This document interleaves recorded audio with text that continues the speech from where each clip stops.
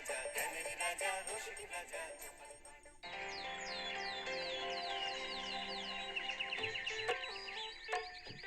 আহা কি আনন্দ, আহা কি আনন্দ, আকাশে সূর্য নিচে মাটি।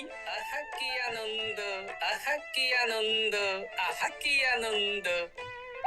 আরে ও গোপাল দাদা, গোপাল দাদা, এই সকাল সকাল কি আবার পিছু ডাকলো? আরে আমি গো আমি। আমি তো আমি নামে কাউকে চিনি না। আরে তুমি একটু পেছন ফিরে তাকাও তো। আমি তো সামনে যাচ্ছি, পিছনে তাকাবো কেন? ঠিক আছে, তাহলে আমি তোমার সামনে আসছি। আরে দৌড়াচ্ছ কেন? হ্যাঁ, আরে দাঁড়াও দাঁড়াও বলছি, দাঁড়াও, নইলে কিন্তু আমি মহারাজের কাছে যাব। হ্যাঁ, ও ভোলা তুমি? আরে আগে বলবে তো, আমি করছিলে কেন? একদম কথা ঘোরাবে না গোপাল দাদা। এবার বলো কি বলছি। দেখো, আমি তোমাকে আগের বছর 50 মোহর ধার দিয়েছিলাম। এ কি, তোমার তো মিষ্টির দোকান, ধার দিলে তো লোকে ছুরি কাঁচি ধার দেয়, আর তুমি মোহরে ধার দেওয়ার ব্যবসা শুরু করেছো কবে থেকে বলো দেখি? আবার কথা ঘোরানো শুরু করেছো। হ্যাঁ, আমি এবার কিন্তু সত্যি মহারাজের কাছে যাব। আরে মজা করছি তো। আরে বারবার আমাদের মধ্যে মহারাজকে টেনে আনার কি দরকার বলো তো? সে না হয় টানলাম, তবে তুমি ওই আমার 50 মোহর সুদ সহ কবে ফেরত দেবে বলো তো? আর কিন্তু তোমার হাতে ওই 1 সপ্তাহ সময় আছে। হ্যাঁ, এক সপ্তাহ মানে কতদিন ভাই? 7 দিন, 7 দিন। 7 দিন?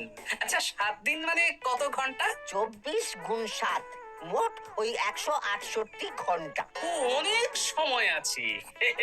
দেখো গোপাল দাদা, তোমার সাথে কিন্তু আমার ওই কাগজে কলমে লিখিত পড়িত আছে। হ্যাঁ, যদি ওই সময়ের মধ্যে তুমি আমার কাছ থেকে নেওয়া ওই অর্থ আমাকে ফেরত না দিতে পারো, তাহলে কিন্তু তোমার ওই বাড়ি ঘর সব আমার হয়ে যাবে। হ্যাঁ, হ্যাঁ হ্যাঁ, মনে আছে মনে আছে। এখন রাজসভায় যাই, 168 ঘন্টা পেরিয়ে গেলে চলে এসো, কেমন? বেশ, কথাটা মনে থাকে যেন। হ্যাঁ, তখন আর কিন্তু কোনো চালাকি করতে যাবে না, আমি সোজা মহারাজকে বলে দেবো। ঠিক আছে ঠিক আছে।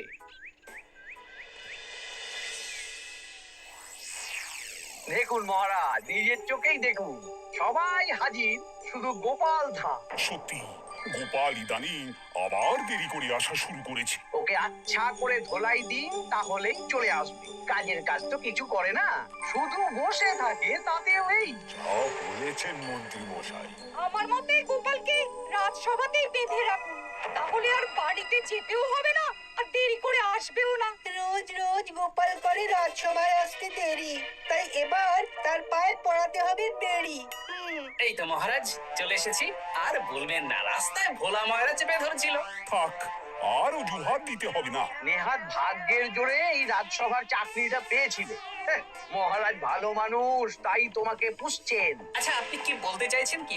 আমি বলতে চাইছি যে মহারাজ যদি তাড়িয়ে দেন, তাহলে তোমার কি কিছু করে খাওয়ার যোগ্যতা আছে গোপাল? আপনার নিজের যোগ্যতা আছে? আছে বলেই মুখ ফুলিয়ে বলছি। হ্যাঁ, মন্ত্রী এটা একটা ভালো প্রসঙ্গ তুলেছে। আমার রাজসভার সকল সভাসদদের বলছি, যদি কোনো কারণে তোমাদের চাকরি চলে যায়, তাহলে তোমরা কি করবে একবার ভেবে দেখেছো? না মহারাজ, ভাবনাটা আমি সঠিক সময়ে কাজে লাগাই। ওই অকারণে ভেবে মাথা খারাপ করতে চাই না। আহা, রাজসভার চাকরিটা তো তোমাদের পেশা। এই পেশার বাইরে তোমরা কে কি করতে পারবে? দেখুন মহারাজ, আমি তো ভেবেই দেখেছি যে যদি রাজসভার চাকরি না থাকতো, তাহলে আমি ব্যবসা করতাম। আমি মহারাজ যদি বিজ্ঞানী না হতাম, তাহলে শিক্ষা দান করতাম। আমি তো ছবি আঁকতাম, কলম না থাকলে আমি তুলি ধরবো। আমি কামারশালায় কাজ করতাম। আমার তো ছোটবেলায় মূর্তি বানানোর শখ ছিল, আমি মৃৎশিল্পের কাজ করতাম। কি গোপাল, এবার তুমি বলো। সবাই তো কিছু না কিছু বিকল্প ভাবনা চিন্তা করে রেখেছে। দেখুন মহারাজ, অনেক ভেবে দেখলাম আমার কাজ তো ভাড়ামো, তাই আমি লোক হাসিয়েই পয়সা রোজগার করব। আর বিশেষ কোনো গুণ তো আমার মধ্যে খুঁজে পাচ্ছি না মহারাজ। বেশ, আমি একটা ছোট্ট পরীক্ষা নেব। আজকের পর থেকে আগামী 7 দিন আর এই 7 দিন তোমরা তোমাদের যা মন চায় সেটা করে রোজগার করবে। আমি তো খেতে ভালোবাসি। তাহলে খাবে। গোপাল হয় মুখ খুলে থাকে, নইলে চোখ বন্ধ করে। ও শুধু দুটো কাজই ভালো করতে পারে। আর 7ম দিনের শেষে বিচার হবে কে কত রোজগার করেছে। যার রোজগার সবচেয়ে বেশি হবে তাকে আমি দেব 100 মোহর উপহার। আর মহারাজ, যে সবচেয়ে কম রোজগার করবে তার বেতন থেকে আগামী 10 মাস 10 মোহর করে কাটা হবে। কি রাজি তো? হ্যাঁ, আমি জানি যে গোপাল ফুটো করিও রোজগার করতে পারবে না, তাই গোপালই হারবে।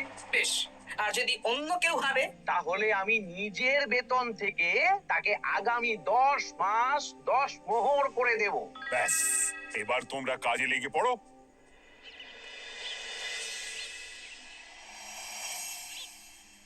এ কি গিন্নি, আজকেও নিরামিষ? হ্যাঁ, আজকেও নিরামিষ খেতে হয়। হ্যাঁ, রোজই তো কিছু না কিছু একটা লেগে আছে তোমার। আমাদের পুরো শরীরটাই তো আমিষ। হ্যাঁ, তাহলে আমিষ খেতে বাধা কিসের বলো দেখি? বেশি তর্ক করতে হবে না বাপু। তা তোমাকে ডিম বানিয়ে দেবো। হ্যাঁ, না, আমি মানুষই। ঠিক আছে গিন্নি। আরে তোমাকে ডিম বানাবো বলেছি নাকি? আমি বললাম তোমার জন্য ডিম বানিয়ে দেবো। জন্যটা তো বলনি তখন। আরে তাড়াতাড়ি দাও, তাড়াতাড়ি দাও। এখন কদিন শুধু খাবো আর ঘুমাবো। 7 দিন ছুটি। ছুটি মানে? সেসব পরে বলবো গিন্নি। যাও গিয়ে ডিম সেদ্ধ বসাও।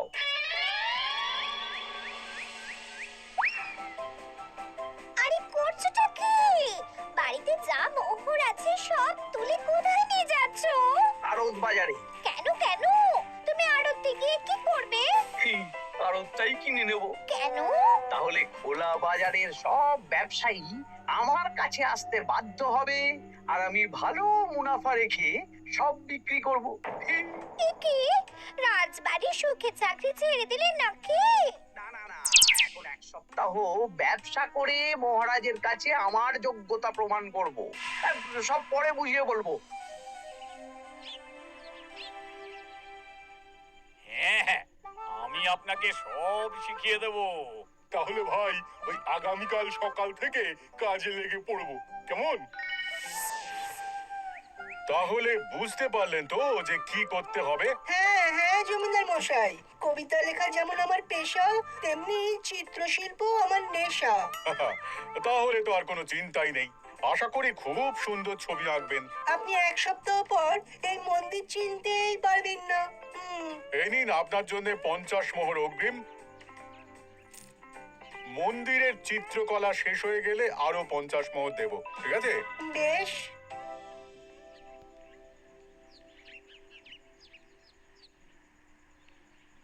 এই হাত চালা, হাত চালা। হাত পা সবই তো চালাচ্ছি মন্ত্রী মশাই। আপনি এত শাকসবজি আনাজ দিয়ে করবেনটা কি? আমি এখন 7 দিন কৃষ্ণনগরের বাজার নিয়ন্ত্রণ করব, তাই সব জিনিসপত্র আড়ত থেকে আমি নিজেই কিনে নিয়েছি। এবার সাধারণ বাজারের দোকানদাররা আপনার কাছে আসবে। কাল সকাল থেকে শুধু মোহর গুনবো।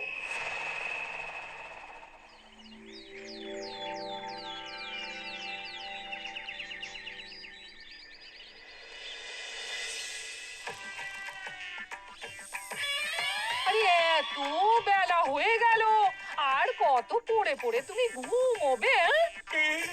এত লম্বা ছুটি পেয়েছি, এখন তো বিশ্রাম নিতেই হবে গিন্নি।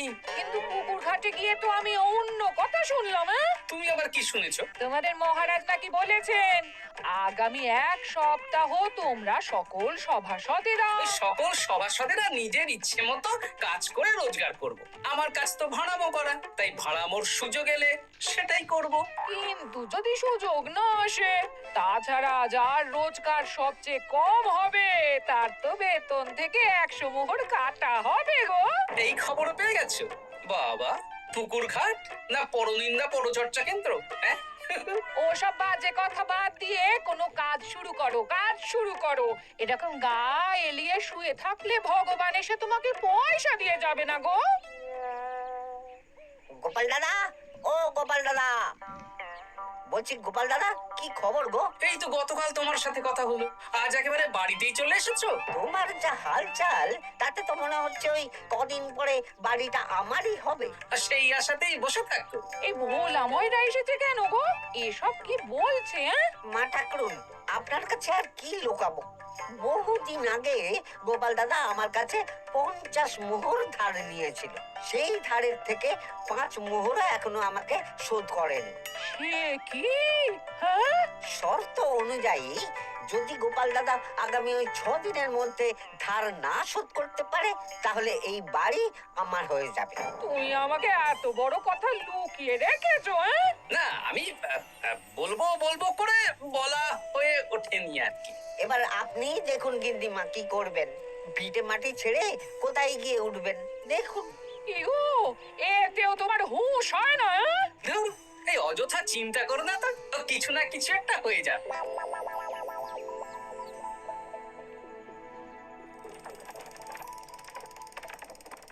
বাবা পণ্ডিত মশাই, আপনি তো এর মধ্যেই কাজ শিখে গেছেন।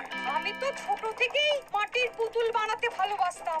বিভিন্ন দেব দেবীর মূর্তি নিজেই বানাতাম, তারপর পুজো করতাম। আমার পরম সৌভাগ্য আপনার মতন পণ্ডিত মানুষ আমার কুমোর শালায় কাজ করছেন। কাজে তো ছোট নয়। সত্যি সভাকবি মশাই, আপনার তুলিতে জাদু আছে।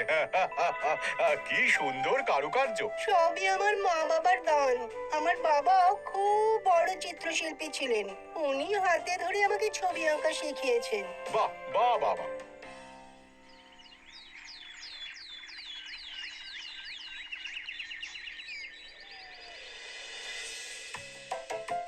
এই যে পুটি, আজকে তো একটা মজার জিনিস শেখাবো।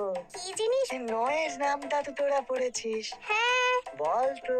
9 একে 9, 9 দুগুণে 18, 3 9 27, 4 9 36। ঠিক আছে ঠিক আছে, এবার থাম। পুরো মুখস্থ। সে তো বুঝতেই পারছি। এবার মজার জিনিসটা দেখ।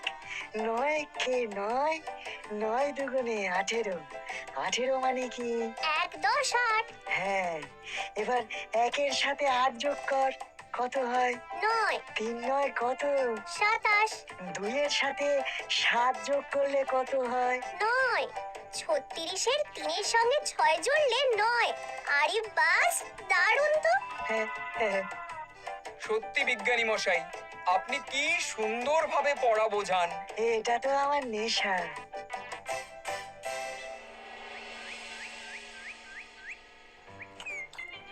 বলছি, তুমি তো দিব্যি বাড়িতে বসেই আছো হ্যাঁ? কিছুই তো করছো না। সত্যি বলো তো, তুমি ভাড়া মোছাড়া আর কি কিছু করতে পারো হ্যাঁ? এই ওই আদেশ করতে পারি। গেনি, একটু তরকারি দাও তো, জলের ঘটিটা দাও না। যত সব।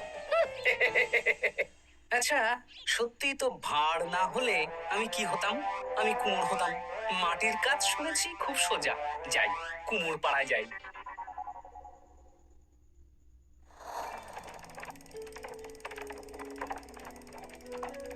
আমার কি সৌভাগ্য, রাজসভার দুজন সভাসদ আমার সঙ্গে কাজ করছে।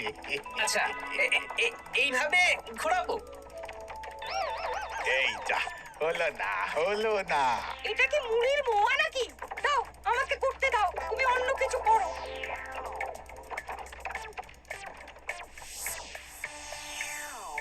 বলো গোপাল দাদা, কি দেবো? মুড়ির মোয়া, তিলের নাড়ু? আমি কিনবো না গো, বানাবো। হ্যাঁ, কি বানাবে? ওই মুড়ির মোয়া। কদিনের জন্য আমার একটা কাজ দরকার, বুঝলে? তা বেশ, তাহলে এসো, এই পিছনেই আমার কারখানা। গুড় মুড়ি সব রাখা আছে, বানাও।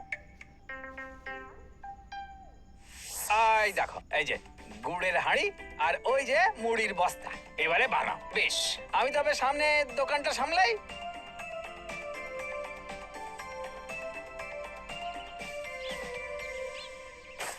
কিসের আওয়াজ হলো?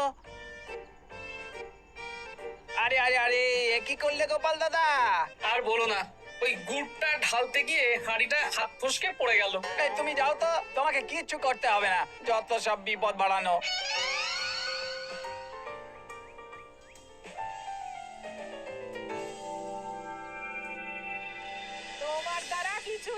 না। হ্যাঁ, সত্যি তো আমার দ্বারা যে কিছুই হবে না গিন্নি। তাহলে তুমি করবেটা কি?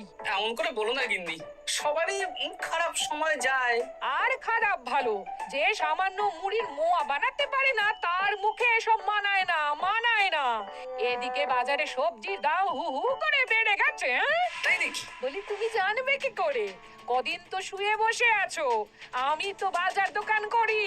মন্ত্রী মশাই এখন আড়ত সামলাচ্ছেন আর সাধারণ বিক্রেতাদের চড়া দামে বিক্রি করছেন। হ্যাঁ, ও বেটা জীবনে শোধরাবে না। উনি তো তাও ছলে বলে রোজগার করছেন গো। আর তাছাড়া অনেকে পথে গান শুনিয়েও রোজগার করেন, সেটাও তো তুমি পারবে না। হ্যাঁ, এই তো পেয়েছি। 6 দিনের মাথায় তো রাজসভায় একটা বৈঠক হবে, সেদিনই আসল মজা জমবে। কিসের মজা গো? হ্যাঁ, সেটা সেদিনই বুঝতে পারবে।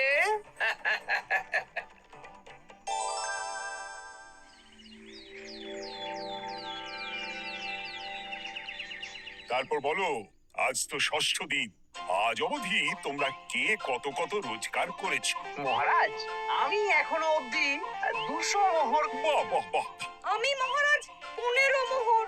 আমি 5 মোহর। বিভিন্ন বাড়িতে বাচ্চাদের পড়াচ্ছি, শিক্ষাদান করছি দিনরাত।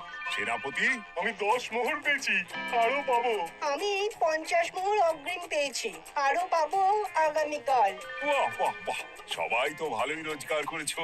আর গোপাল তুমি বলো। মহারাজ, আমি এখনো অবধি কোনো রোজগার শুরু করিনি। আমি আগেই বলেছিলাম গোপাল একটা কানা করিও রোজগার করতে পারবে না। আসলে মহারাজ, আমি আজ সকালেই আমার প্রতিভা খুঁজে পেলাম। তোমার আবার কি প্রতিভা? আমি ভালো গান গাইতে পারি মহারাজ। আমার ছোট্টবেলার ইচ্ছে ছিল আমি রুদ্ধদ্বার সভা করব, গান গাইবো, আর দর্শক বা শ্রোতারা আমার গান শুনে আমাকে পয়সা দেবে। বাহ বাহ বাহ, তা শোনালে না কেন? আমি চাই আপনারা সবাই আমার বাড়িতে আসুন, আমার গান শুনুন। এই না না না না না, তোমার গান শুনে অর্থ ব্যয় করতে পারবো না গোপাল। যদি শোনাতে হয় তো বিনামূল্যে শোনাও। তুমি ভেবেছো কায়দা করে গান শুনিয়ে রোজগার করবে? সেসব চালাকি কিন্তু চলবে না। না মহারাজ, আমার গান শুনতে আসার জন্য একটা কানা করিও খরচ করতে হবে না। আমি বিনা পারিশ্রমিকে গান শোনাবো। বেশ, তাহলে কবে শোনাবে বলো? এখনই চলুন, শুভস্য শীঘ্রম। আবার যেতে হবে কেন? এখনই শোনাও। আমার আবার নিজের বাড়ি ছাড়া প্রতিভা বিকশিত হয় না। বেশ তো, এই কদিন টানা কাজ করেছি, তোমার গান শুনে মনটা যদি ফুরফুরে হয়ে যায় ভালো তো। চলো গোপাল। আসুন আসুন, সবাই ভিতরে আসুন, আসন পাতা আছে, সবাই বসুন।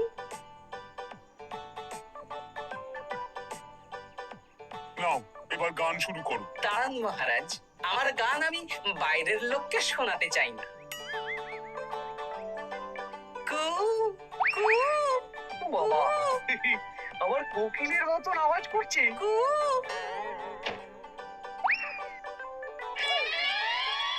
নাও নাও, শুরু করো।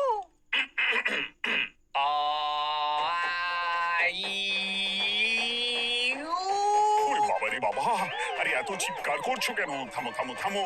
এটা ভালো লাগছে না, অন্য গান শোনাচ্ছি তাহলে। আকাশে মেঘে বাতাসে বায়ু, জ্যোতিষী বলেছে আমার 100 বছর আয়ু। আরে থামো থামো, আরে গান ঝালাপালা হয়ে গেল। না, থামতে আমি পারবো না, গান শুনতেই হবে। ওরে ওরে বাবা রে বাবা, এই কানে তালা লেগে গেল, আমি পালাই। পালাতে পারবেন না, বাইরেও তালা দেওয়া আছে। বাইরে তালা খুলতে বলো।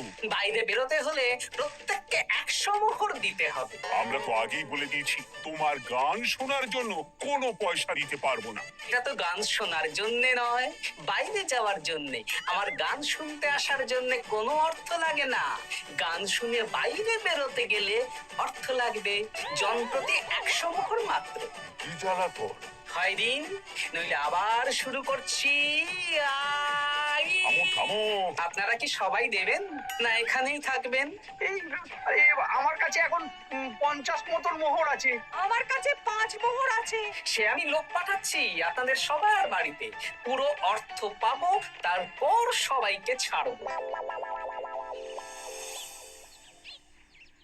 আচ্ছা, এটা কি ঠিক করলে গোপাল? দেখুন মহারাজ, আমি কথা নিয়ে খেলি। সব সভাসদেরা 6 দিন খেটে যা না রোজগার করেছে, আমি শুধু বুদ্ধির জোরে আর ভাড়ামো করে ঘন্টা খানিকের মধ্যে তার থেকে বেশি রোজগার করে নিলাম। যদিও এখনো একদিন সময় আছে। সত্যি গোপাল, তোমার বুদ্ধির জবাব নেই। মন্ত্রী মশাই, যে সবচেয়ে কম রোজগার করবে আপনাকে কিন্তু তাকে আগামী 10 মাস 10 মোহর করে দিতে হবে। হ্যাঁ নয় হ্যাঁ, এরকমই তো তুমি মুখ বড় করে বলেছিলে। গিন্নি কই গো, ভোলাকে ডেকে আনো, ওর ধার আজকেই শোধ করে দেব। হ্যাঁ, যাচ্ছি। হ্যাঁ, আমরাও যাচ্ছি। গোপাল, কালকে রাজসভায় এসে তোমার পুরস্কারের অর্থটাও নিয়ে যেও। সে তো নিশ্চয়ই।